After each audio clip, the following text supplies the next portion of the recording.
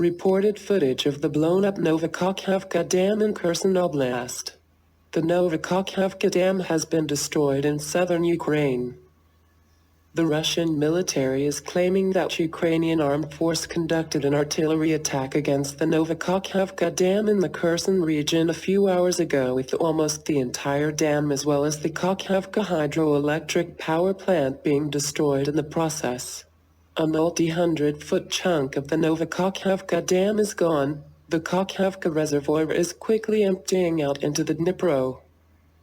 Nova Kakhovka Dam on the Dnipro River is destroyed above Kherson and 80 other settlements. The lower water level will threaten the cooling systems of the Zaporizhzhia nuclear power plant.